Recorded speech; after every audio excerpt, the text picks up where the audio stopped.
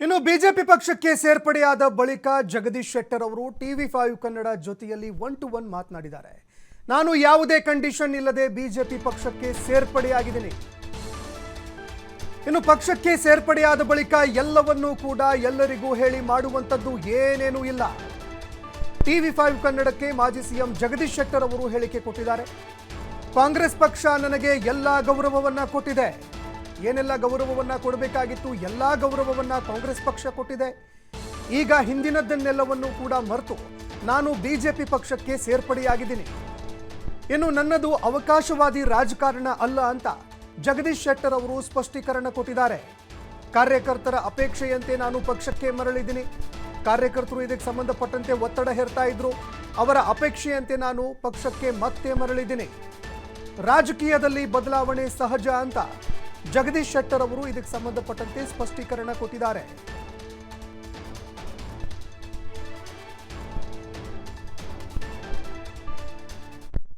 BJP ಪಕ್ಷ ಸೇರ್ಪಡೆಯಾಗಿರುವ ಮಾಜಿ ಮುಖ್ಯಮಂತ್ರಿಗಳು ಜಗದೀಶ್ ಶೆಟ್ಟರ್ ಅವರು ಈಗ ನಮ್ಮೊಂದಿಗಿದ್ದಾರೆ.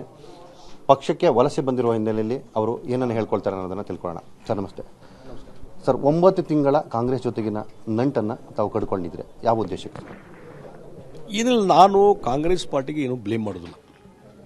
ಅಸೆಂಬ್ಲಿ ಚುನಾವಣೆಯಲ್ಲಿ ಏನು ನನಗೊಂದು ಹರ್ಟ್ ಆಯಿತು, ಅದಕ್ಕೆ ಅವರು ನನ್ನ ಕರೆದ್ರು, ಗೌರವ ಕೊಟ್ಟರು, ಅಸೆಂಬ್ಲಿ ಟಿಕೆಟು ಕೊಟ್ಟರು.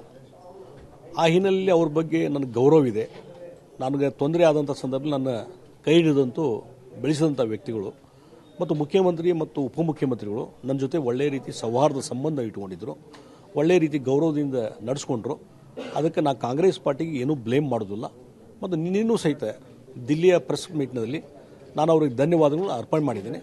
ಆದರೆ ಭಾರತೀಯ ಜನತಾ ಪಾರ್ಟಿಗೆ ವಾಪಸ್ ಬರಬೇಕು ಅನ್ನುವಂಥದ್ದು ಏನೊಂದು ಅಲ್ಲಿದ್ದಂಥ ಕಾರ್ಯಕರ್ತರ ಒಂದು ಒತ್ತಡ, ಅಭಿಲಾಷೆ, ರಾಜ್ಯ ನಾಯಕರ ಅಭಿಲಾಷೆ ಮತ್ತು ರಾಷ್ಟ್ರೀಯ ನಾಯಕರ ಒಂದು ಕರೆ ಮತ್ತು ನರೇಂದ್ರ ಮೋದಿಯವರು ಮತ್ತೊಮ್ಮೆ ಪ್ರಧಾನಮಂತ್ರಿ ಆಗಬೇಕು ಅನ್ನುವಂಥ ಒಂದು ಇಚ್ಛೆ, ಈ ಹಿನ್ನೆಲೆಯಲ್ಲಿ ಮತ್ತೊಮ್ಮೆ ಭಾರತೀಯ ಜನತಾ ಪಾರ್ಟಿಗೆ ನಮ್ಮ ಮನೆಗೆ ನಾನು ಬರುವಂಥದ್ದಕ್ಕೆ ಕಾರಣ ಆಯಿತು. ತಾವು ಹೇಳಿದ್ರಿ ಬಿಜೆಪಿ ಪಕ್ಷದಲ್ಲಾದಂತಹ ಅವಮಾನದಿಂದ ನಾನು ಇಂಥದೊಂದು ನಿರ್ಧಾರವನ್ನು ತೆಗೆದುಕೊಂಡೆ ಅಂತ ಹೇಳಿ. ಆದರೆ ಬದಲಾವಣೆ ನಿರ್ಧಾರವನ್ನು ತಾವೇ ಮಾಡಿದವರು.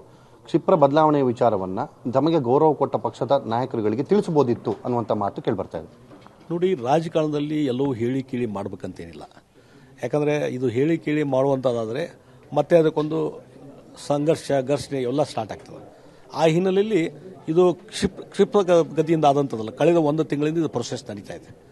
ನಡೆದ ಆದಮೇಲೆ ನಿನ್ನೆ ವರಿಷ್ಠರನ್ನು ಭೇಟಿ ಮಾಡಿ ಅಂತಿಮವಾಗಿ ಬಿಜೆಪಿ ಸೇರ್ಪಡೆ ಮಾಡುವಂಥ ನಿರ್ಧಾರ ಆಗಿದೆ. ಕೇವಲ 3-4 ತಾಸಲ್ಲಿ ನಡೆದಂಥ ಘಟನೆ ಅಲ್ಲ.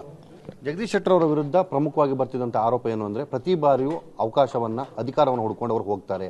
ಬಿಜೆಪಿಯಲ್ಲಿದ್ದ ಸಂದರ್ಭದಲ್ಲೂ ಅದನ್ನೇ ಮಾಡಿದ್ರು, ಕಾಂಗ್ರೆಸ್ಗೂ ಅದಕ್ಕಾಗಿ ಹೋಗಿದ್ರು ಅನ್ನುವಂಥ ನೇರ ಆರೋಪವನ್ನು ಬಿಜೆಪಿಯ ಮುಖಂಡರುಗಳು ಕೆಲವರು ಮಾಡಿದ್ರು. ಇದಕ್ಕೆ ತಾವೇನಂತೆ? ನೋಡಿ, ನಾನು ಹೇಳ್ತೀನಿ, 30-40 ವರ್ಷದ ರಾಜಕಾರಣ ಇದೆ. 30-40 ವರ್ಷ ಒಂದೇ ಪಾರ್ಟಿಲಿ ಇದ್ದೆ ನಾನು. ಕಳೆದ ಅಸೆಂಬ್ಲಿ ಚುನಾವಣೆಯಲ್ಲಿ ಆದಂಥ ಘಟನೆ, ಕಹಿ ಘಟನೆ, ಅದಾದಮೇಲೆ ಕಾಂಗ್ರೆಸ್ ಪಾರ್ಟಿ ಹೋಗಿತ್ತು. ಅಧಿಕಾರಿಕವಾಗಿ ಎಂದೂ ಬೆನ್ನು ಹತ್ತಿಲ್ಲ ನಾನು. ಹಿಂದೆ ಲೀಡರ್ ಆಫ್ ಅಪೋಸಿಷನ್ 2 ಸಲ ಆಗಿದ್ದೇನೆ, ಮುಖ್ಯಮಂತ್ರಿ ಆಗಿದ್ದೇನೆ, ಸಚಿವನಾಗಿದ್ದೇನೆ. ಯಾವಾಗಲೂ ನಾನು ಯಾರ್ದೋ ಕೈಕಾಲು ಹಿಡಿದು ನಾನು ಯಾವುದೇ ಅಧಿಕಾರ ತಗೊಂಡಿಲ್ಲ. ನಾನು ಮೆರಿಟ್ ಮೇಲೆ, ಸೀನಿಯಾರಿಟಿ ಮೇಲೆ, ಪಕ್ಷದ ಒಂದು ಸಂಘಟನೆಯಲ್ಲಿ ನನ್ನ ಕಾಂಟ್ರಿಬ್ಯೂಷನ್ ಮೇಲೆ ಪಕ್ಷ ನನಗೆ ಸ್ಥಾನಮಾನ ಕೊಟ್ಟಿದೆ. ತಾವು ಹಿಂದೆ ರಾಹುಲ್ ಗಾಂಧಿ ಅವರ ಜೊತೆಯಲ್ಲೂ ಕೂಡ ಚುನಾವಣಾ ಪ್ರಚಾರದಲ್ಲಿ ಭಾಗವಹಿಸಿದ್ರಿ. ಅವತ್ತು ರಾಹುಲ್ ಅವರಿಗೆ ಕೈ ಜೋಡಿಸಿದ್ರಿ.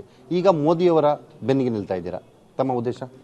ಲಾಸ್ಟ್ ಟೈಮ್ ರಾಹುಲ್ ಗಾಂಧಿಯವರು ಪ್ರವಾಸಕ್ಕೆ ಬಂದಾಗ, ಪ್ರಚಾರಕ್ಕೆ ಬಂದಾಗ, ಅದು ಅಸೆಂಬ್ಲಿ ಚುನಾವಣೆ, ಅವು ಮೋದಿಯವರು ಪ್ರೈಮ್ ಮಿನಿಸ್ಟರ್ ಮಾಡುವುದು ಇರಲಿಲ್ಲ. ಈಗ ನಡೀತಾ ಇರೋ ಚುನಾವಣೆ ಪಾರ್ಲಿಮೆಂಟ್ ಚುನಾವಣೆ. ಈ ಚುನಾವಣೆ ಮೋದಿಯವ್ರನ್ನ ಪ್ರೈಮ್ ಮಿನಿಸ್ಟರ್ ಮಾಡುವಂಥ ಚುನಾವಣೆ. ಆ ಹಿನ್ನೆಲೆಯಲ್ಲಿ ಅವತ್ತಿಂದಕ್ಕೆ ಇದಕ್ಕೆ ನಾವು ಕಂಪೇರ್ ಮಾಡುವಂಥದ್ದು ಅವಶ್ಯಕತೆ ಇಲ್ಲ. ತಾವು ಪಕ್ಷ ಬಿಡುವಂಥ ಸಂದರ್ಭದಲ್ಲಿ ಸಂತೋಷ್ ಅವರು ಹಾಗೆ ಪ್ರಹ್ಲಾದ್ ಜೋಶಿ ಅವರ ವಿರುದ್ಧ ಪರೋಕ್ಷವಾಗಿ ವಾಗ್ದಾಳಿಯನ್ನು ಮಾಡಿದ್ರಿ. ನನಗೆ ಪಕ್ಷದಲ್ಲಿ ಅಂಥ ಸನ್ನಿವೇಶ ನಿರ್ಮಾಣ ಮಾಡೋದಕ್ಕೆ ಇವರುಗಳು ಕಾರಣ ಅನ್ನುವಂಥ ಮಾತನ್ನು ಹೇಳಿದ್ರಿ. ಈಗ ಮರಳಿ ಬಂದಿದ್ದೀರಾ, ಈ ಸನ್ನಿವೇಶಗಳೆಲ್ಲವೂ ಬದಲಾಗಿದೆಯಾ? ನೋಡ್ರಿ, ಅವತ್ತಿಂದು ಘಟನೆ ಅದಾದಮೇಲೆ ಬಿಜೆಪಿಯಲ್ಲಿ ಸಾಕಷ್ಟು ಬದಲಾವಣೆ ಆಗಿದೆ.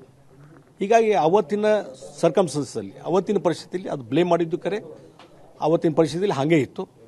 ಅದು ಅವತ್ತಿನ ನಡವಳಿಕೆ ಏನಾಯಿತು ಮತ್ತು ಇವತ್ತು ಬದಲಾದಂಥ ಪರಿಸ್ಥಿತಿಯಲ್ಲಿ ಏನು ನಡೀತಾ ಇದೆ ಎಲ್ಲರಿಗೂ ಗೊತ್ತಿರುವಂಥ ವಿಚಾರ. ಲೋಕಸಭಾ ಚುನಾವಣಾ ಕಣದಲ್ಲಿ ಜಗದೀಶ್ ಶೆಟ್ಟರ್ ಅವರನ್ನು ನಾವು ಕಾಣಬಹುದಾ? ನಾನು ಹೇಳ್ತೀನಿ, ಯಾವುದೇ ರೀತಿ ಕಂಡೀಷನ್ ಹಾಕಿ, ಕರಾರನ್ನು ಹಾಕಿ ನಾ ಚುನಾವಣೆಯಲ್ಲಿ ಸ್ಪರ್ಧೆ ಮಾಡ್ತೀನಿ, ನೀವು ಅವಕಾಶ ಕೊಡಬೇಕಂತ ನಾನು ಕೇಳಿಲ್ಲ. ಮತ್ತು ಯಾವುದೇ ರೀತಿಯಾದ ಕಂಡೀಷನ್ ಬಗ್ಗೆ ಚರ್ಚೆನೂ ಆಗಿಲ್ಲ, ಅನ್ಕಂಡೀಷನಲಿ ಜಾಯ್ನ್ ಆಗಿದ್ದೇನೆ. ಧನ್ಯವಾದಗಳು ಸರ್. ಇದಿಷ್ಟು ಜಗದೀಶ್ ಶೆಟ್ಟರ್ ಅವರ ಮಾತು. ಅನ್ಕಂಡೀಷನಲ್ಲಿ ನಾನು ಬಿಜೆಪಿ ಪಕ್ಷವನ್ನು ಜಾಯ್ನ್ ಆಗಿದ್ದೇನೆ, ನನ್ನ ಮನೆಯಲ್ಲಿ ನಾನು ಮುಂದುವರಿತಾ ಇದ್ದೇನೆ, ಕಾಂಗ್ರೆಸ್ ಪಕ್ಷದ ವಿರುದ್ಧವೂ ನನಗೆ ಯಾವುದೇ ಆಕ್ಷೇಪಗಳಿಲ್ಲ ಅನ್ನುವಂಥ ಮಾತನ್ನು ಹೇಳಿದ್ದಾರೆ. ಕ್ಯಾಮರಾ ಪರ್ಸನ್ ಚಂದ್ರ ಜೊತೆ ರಾಕೇಶ್, TV5 ಬೆಂಗಳೂರು.